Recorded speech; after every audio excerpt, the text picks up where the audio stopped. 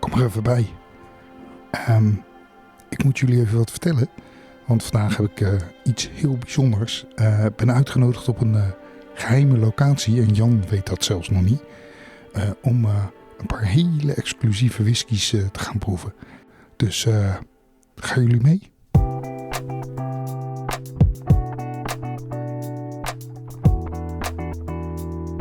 Dit is Drop or Dram, de podcast voor whiskyliefhebbers. Van beginner tot kenner. Schenk je favoriete glas in en geniet met ons mee.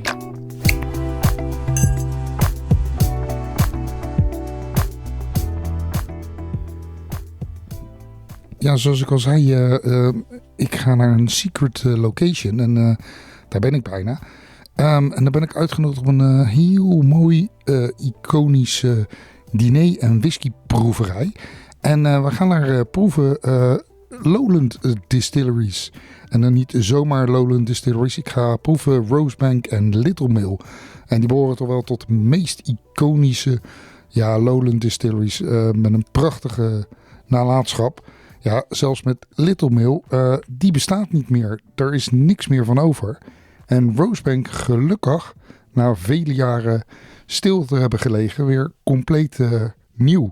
Maar zoals ik al zei, het zijn iconische distillerijen uit de Lowlands.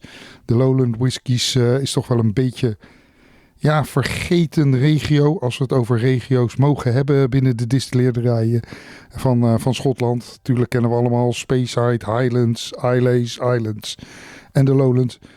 Bekend voor hun subtiele smaken. En dat zijn toch wel dingen die we graag willen doen. Dus met Rosebank en Littlemill staan we op de vooravond van oude geschiedenis te proeven. En we hebben het niet over zomaar whiskies, maar we hebben het over whiskies van meer dan 30 jaar oud. Dus ik heb als eerste een ontmoeting met twee mensen van de distillerij. Ja, eigenlijk drie. Twee brand ambassadors. Dus Gordon Dallas, Alan Reid en nog de prestige manager die ons de mooiste dingen gaat laten proeven. Nieuw. Dus daar ga ik eerst even mee zitten. En dan proeven we natuurlijk nog wat mooie dingen door. En dan laat ik je dat jullie nog even weten. Dit is Drop or Dram. Dus ik zit op een geheime plek in Eindhoven waar ik eigenlijk binnenkort een hele bijzondere whiskyproeverij ga krijgen.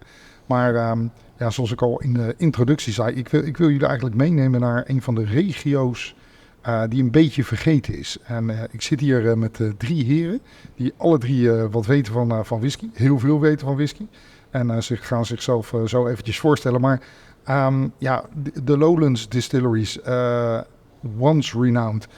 Gentlemen, welcome to our Drop or Dram, the whiskey podcast. We can make an English one and we can make a Dutch one, but I heard you speak Dutch and we'll keep it in English. Need a few more whiskies. Probably. Like I said in my introduction, we're talking regions here, and Scotland is renowned for whiskey regions, but one of the most forgotten regions is the Lowlands. A couple of years ago, we only had two distilleries that people knew of. And past and present, when we're talking past and present and history right now, and a short introduction from the guys that I have, because we're going to talk distilleries Rosebank and Littlemill here. So, Gordon. Yes. Well renowned from your own podcast. That's right. Unscripted. Yeah, yes. That's why I put you a script for you. That's very, very kind of you, because it's never unscripted. Never mind. Yes, I'm Gordon Dallas, the experiential ambassador for Ian MacLeod Distillers. With tonight's focus is on Rosebank, the Lowland distillery. We'll be talking and drinking later on this evening. So I'm looking forward to talking about that. Yes, thank you. Well, welcome. No, my name is Alan Reid and I'm the European brand ambassador of the Lowland Group. Yeah, tonight we're very privileged to be focusing on one of our prestige brands, which is Littlemill, a distillery rich in whisky history, but sadly no longer with us. So essentially we're drinking whisky history here. Yes, and the whisky history, and we'll go into that later on. And we have got a third bottle. We need to switch with the mics, watch out for that we don't spill any drinks. Knock the whiskey over. Oh, no, I don't want to.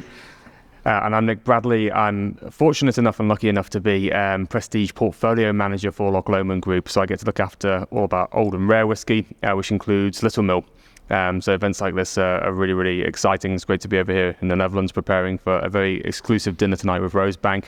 Really looking forward to it. Really looking forward to trying some of Rosebank's fantastic whiskey as well, and pouring some of our own last precious drops as well of what we have left of Littlemill. Yes, yeah. Well, I'm very, very excited. I'm very privileged that I might join you guys and on these drinks. Talking about the Lowland as a region, it was a well-renowned region, but somehow it disappeared a little bit. There was only 2 distilleries left, and we're talking about Rosebank, closed down. Yes, and 1993. 1993.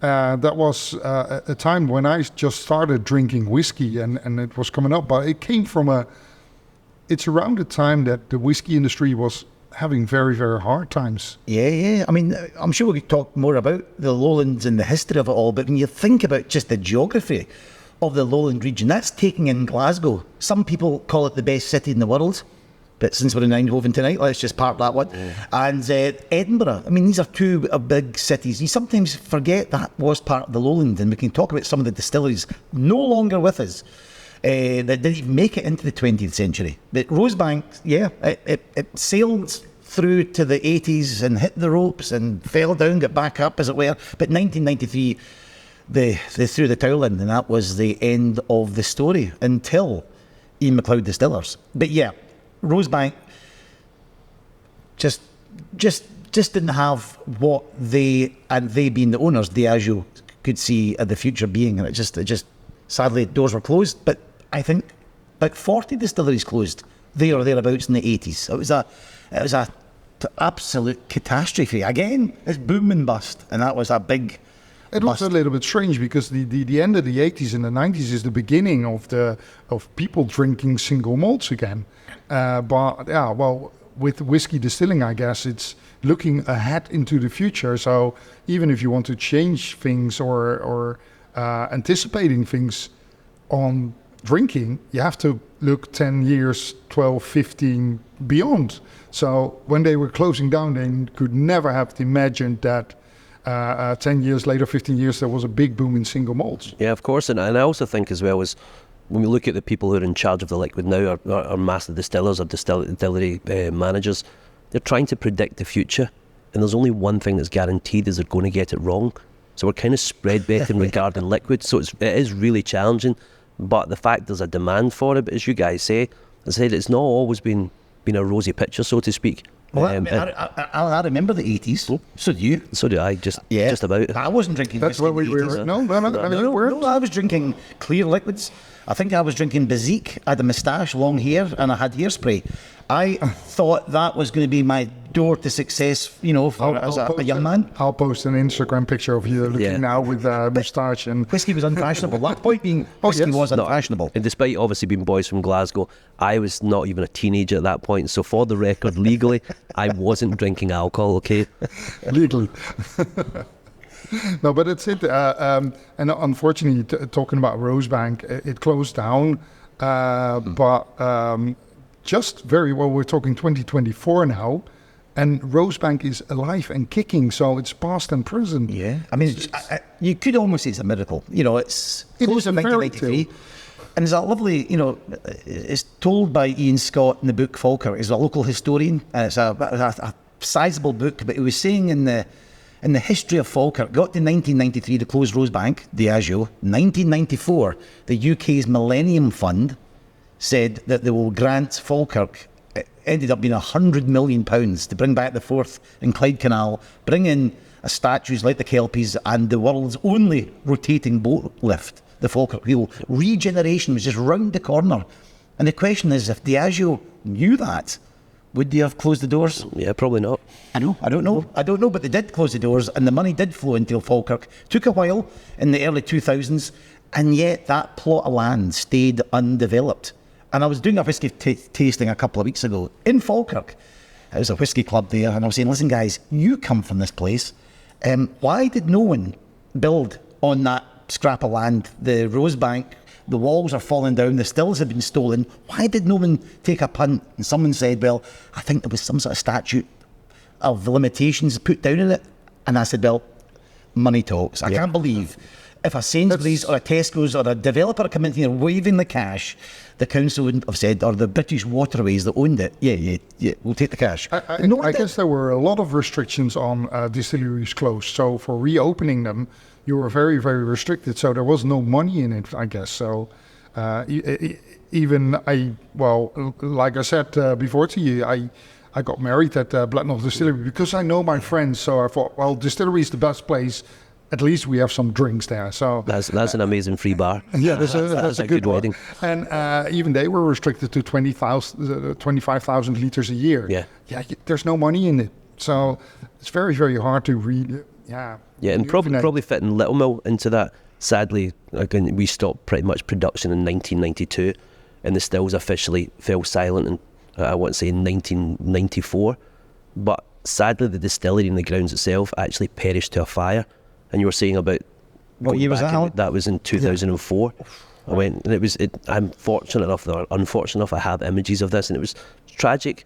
And now the only thing we can really show off as the distillery is apartment blocks. So that again, we're speaking about money talking. Developers came in, and now all I can show them is a sign saying Littlemill Avenue, because there's literally nothing there left of the distillery, which is a shame, because looking at the growth of single malt whiskies and thinking, would there have been a place for it if we just knew that little bit of the future? I think there would have been. I think there would have been. It's just we're taking us a little bit back because, like you said, the distillery Littlemill is no longer. Yeah. So all the liquid there is at the moment is from the old stocks, but never to be had again. On Rosebank, the stock that is out there is also very, very old, before the closure of Rosebank. 89 to 93. 1993. So that's the oldest one. Lucky enough that you started distilling, so in the near future we'll probably see some new Rosebanks. I'll come back to that later, because very interesting what is going to be Rosebank from the past and the future. So very, very interesting. And I know some of these beautiful Rosebank and Littlemill. Well, the Littlemill were also in the old bottle style, so you could. It was not always a very special whiskey. It was very easy to come by, not very expensive. And I think it's important to look at the Littlemill portfolio and probably break it into two styles. Yeah. There was that younger liquid. There was a lot of 5-year-old and 8-year-old liquid that probably wasn't the most desirable. And then you have our older pocket of liquid, and you sometimes used to find them in independent bottles, and the liquid's pretty special. And again, and some flora and fauna ones. Yeah, from the beautiful wooden boxes. And there was the Rosebank as well, in flora and fauna. So beautiful. And again, there's a lot of people, of course, there's the secondary market where people have potentially had these gifts or bought these bottles, and now they're worth a lot of money. But again, the romance of it, I think every bottle should be drank, but there is a point that these bottles represent a moment in time in history. Talking about Gordon's fashion sense back in the 80s. It is very much. It is. It's very much. Some things we need to collect, but not his fashion sense. No, for sure. But again, unfortunately, Littlemill, again, when it comes to our stock, we're talking about very precious stock. Some of the stuff we have from the 70s, and then we've got a little pocket of stock coming from the 90s, which is we're kind of looking at in a different lens. Is there still much left of the Littlemill? Well, this is perfectly when I can lead Nick into this one. Okay, so I'm happy to talk about the history and stuff, but when it comes to the parcels of liquid you have and basically the future of Littlemill, I'm going to pass you over to Nick. Yeah, sure. Yeah, Nick, because when people now are listening to the podcast and they get all wound up about, Littlemill, Rosebank, we need to get some drinks, but is that there is no more, so it's all the old stocks that you can get, maybe on auctions or whatever, but there is some... Yeah, I mean, sure. I mean, I guess what's... Sort of guardians. What I'm loving is sort of seeing these lost distilleries sort of coming back to life. So the Broaders, the Port Allens, now Rosebank, that's a really special thing to sort of... Yeah, it's great to be in an industry at a time when that's happening, and I'm, to your point, super excited to be able to sort of see not too long, what an old Rosebank versus a new Rosebank tastes like, which, I mean, it's just what a wonderful thing to be able to do. From a Littlemill perspective, you're right. I mean, it's a distillery that's very much never coming back. So we've got what we've got. And what we've got, safe to say, is not as much as we'd like to have.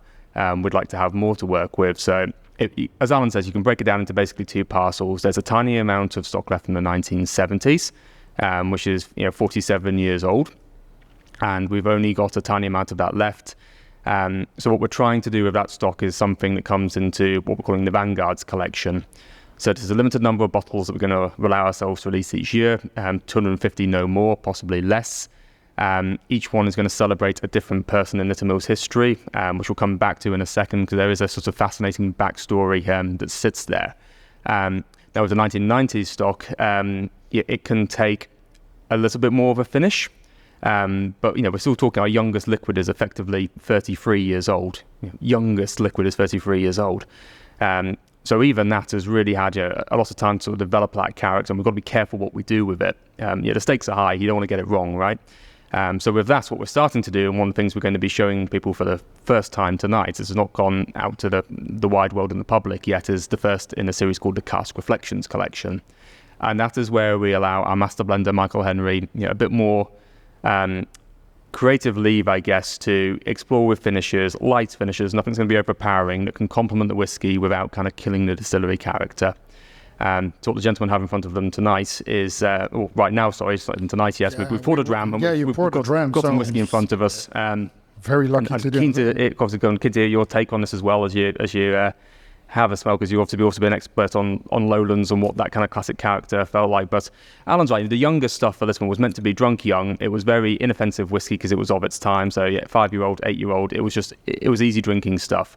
But what's remarkable I found with Littlemill is, we talk about, not all whiskeys get better with age, of course, but what has happened with Littlemill, I think, is remarkable, that the vibrancy of it, that big summer fruit-forward kind of character, has just developed. It hasn't softened.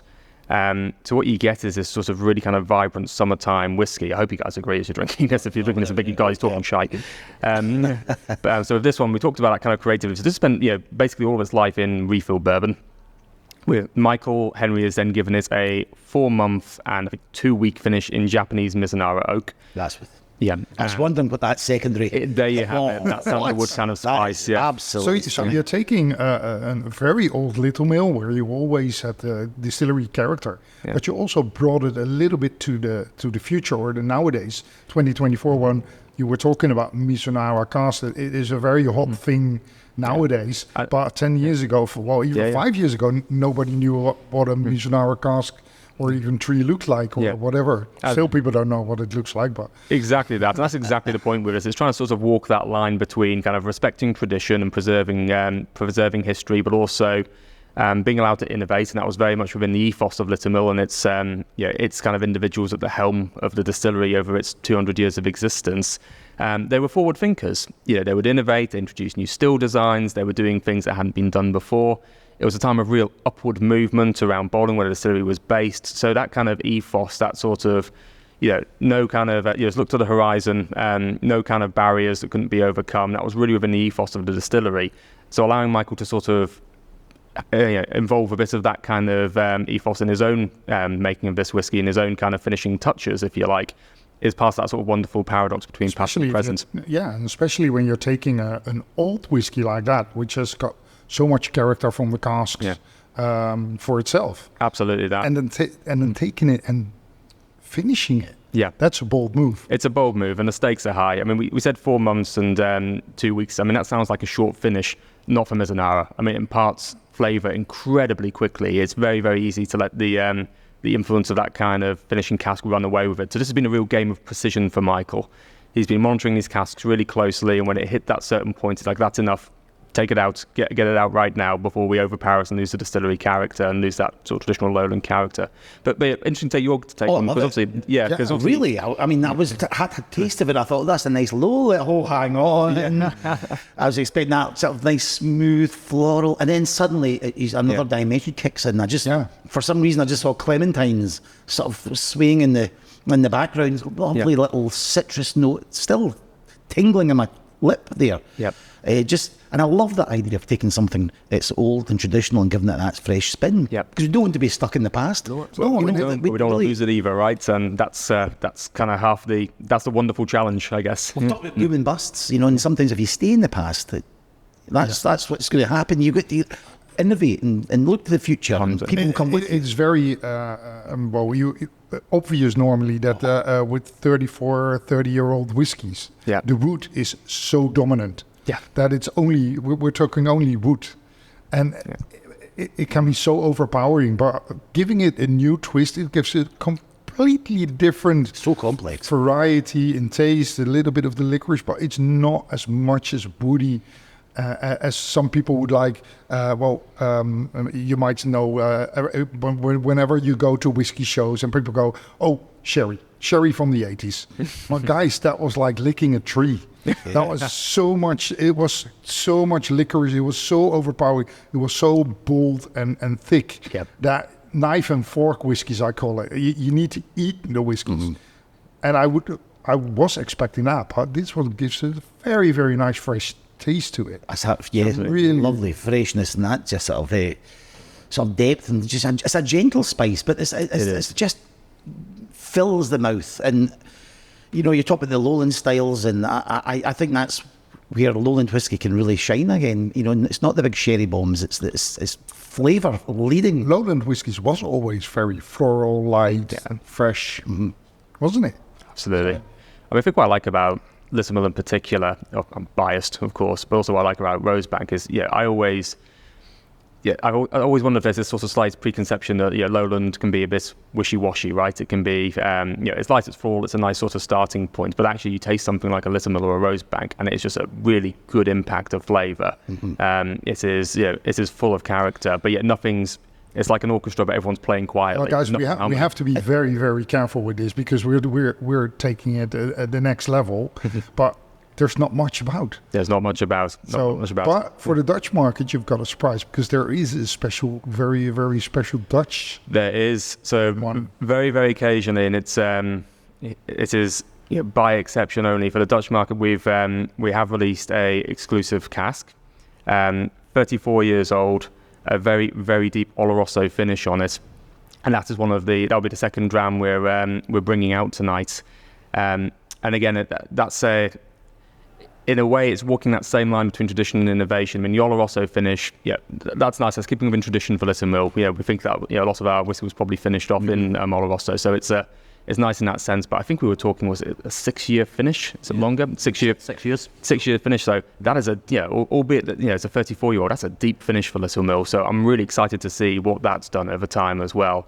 So it really brings people back to the 90s and the 80s when Littlemill was still about. Yeah, it does. And a lot of the whiskey was very, very sherry driven, Oloroso driven. I was just about to say, I've drank whiskies fully matured, younger than that finish you're going to be doing. Yeah, absolutely. Yes, it's amazing. Yeah, absolutely. Exciting stuff. Yeah. Well, like you said, Littlemill, it's no more an apartment block whenever you come by, but it's still holy ground, as we talked before. Yeah. So when people want to finish a visit, just go out there. You see Littlemill Avenue, and then once there was, it's in spirits. It's like a fairy tale, and in fairy tales some things go wrong. Yeah. And then this is the sad part, but taking it back to you, Gordon, because Rosebank almost was demolished, nothing. That's it. Yeah, that was and going the same way. And it revived so much, even so that there is, there were no stills anymore, I heard. Stolen? I believe they were melted down. How the hell do you steal a still like that? A bit. I was going to give you the game plan there, but I'm not going to say that. I'm not going to say it on this podcast. Tell us. Well, actually, you're the one. You got a copper ship now. Again. Yeah, I saw Alan Reid outside with some copper spoons trying to sell them. As Rosebank originals. Yeah, my travel case copper. Don't worry. That's right. So the stills were stolen sometime in the early 2000s, I think, round about 2008, and the whole place was going the way of Littlemill, going the way of other Lowland distilleries. I'm just thinking of St Magdalene. That was in Linlithgow. It's now a supermarket.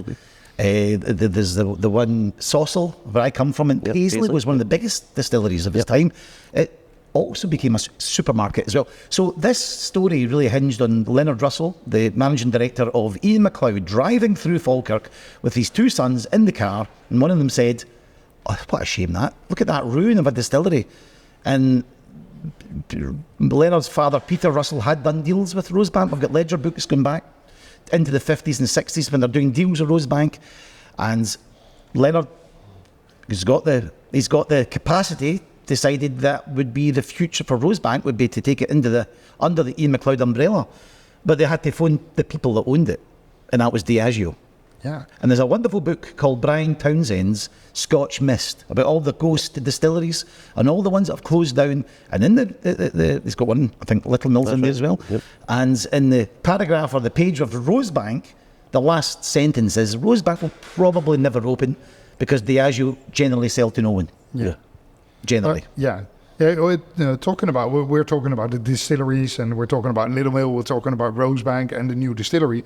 But you said another magic word, like Ian MacLeod. Ian MacLeod, very well known for as an independent bottler. Yeah. They weren't distillers, so they were in the whiskey industry, but that's about it. They knew about whiskey, but not about whiskey making. So that's right.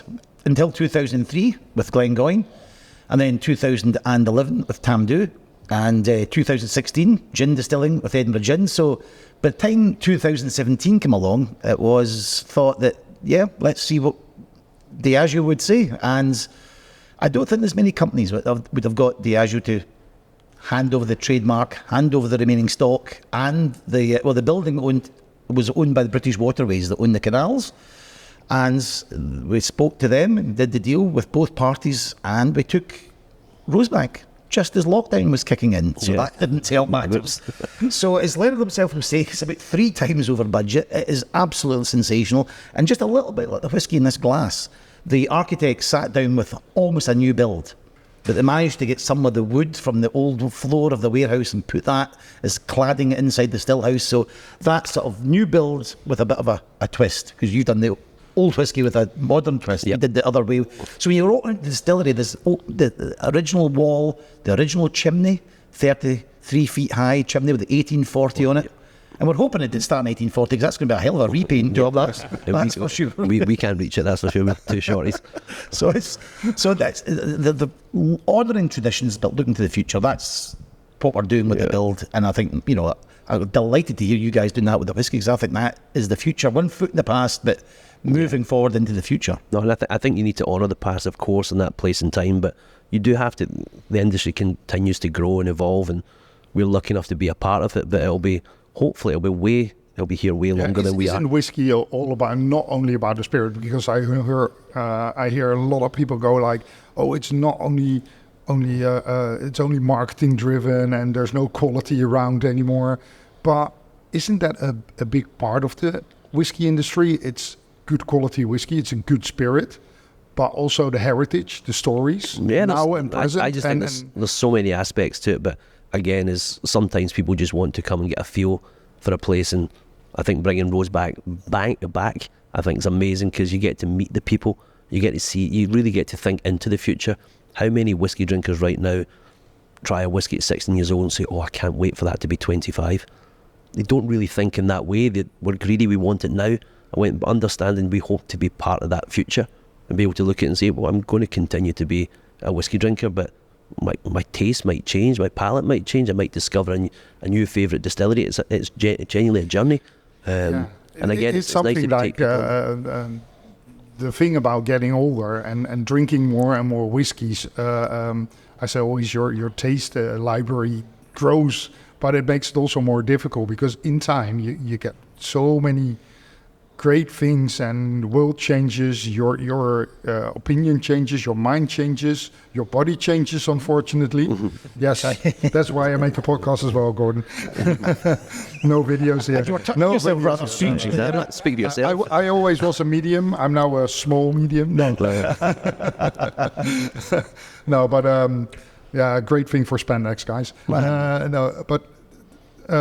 It also develops, like you say, your taste changes, and it makes new grounds for a lot of whiskies out there. Yeah, I think a lot of us as well is, I think we can all speak about the start of our whiskey journey, and you look back and you think, I used to drink this. I can guarantee your palate's changed probably 3 or 4 times, and I still think that sense of discovery is there. And it doesn't necessarily need to be one of the new distilleries in Scotland. Sometimes it's revisiting something from the past. And I think both our distilleries lean into that a little bit and thinking, wait a minute, there was a distillery here, and there's that sense of place, and then you start to almost discover almost be connected to that product and think, okay, I want to learn more. As I said, the challenge for us is the fact that we're dealing with very precious liquid. But I look forward to when Gordon finally invites me to Rosebank Distillery. Because talking about that, we were talking... I forgot to send that one, Alan. Sorry. In the post. No, like I said, we're talking about very, very precious and old liquids. Maybe find one or two in old blend bottles, because obviously it was used in blends all over the place, especially in the 70s and 80s. So people don't understand that.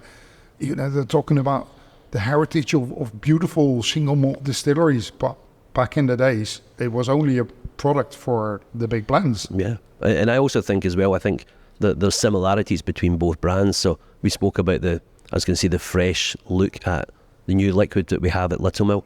What we joke and say, kind of tradition recrafted, so to speak.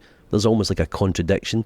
You need to respect the past, but we still want to be true to the adventurer, so to speak. What you did with Littlemill, taking it to another step with a very bold move and maturing such a precious liquid on a new oak. Of course, but I also look at, I've started to become super geeky when it comes to modern whiskies and looking at flavour profile. We can do that in a bonus episode. Yeah, That's not a problem. But more importantly, starting to actually look at production story and seeing what parts of production can really affect that flavour. And I think that's where it feeds really well into Rosebank, because there is a slight contradiction there. I was going to ask you, Dennis, as well. I wonder if, with the growth of Lowland distilleries, we're going to see another Lowland style coming through. Yeah, that was something. The Rosebank that is now in production, it's only new spirit just coming out. Yeah. The distillery only opened this year.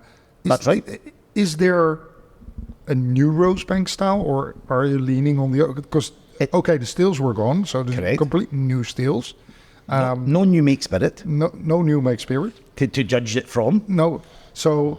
It's only the matured spirit you had. So what do you do in that situation? You've got the money because you've got Ian McLeod behind you. You've got Leonard Russell's, company.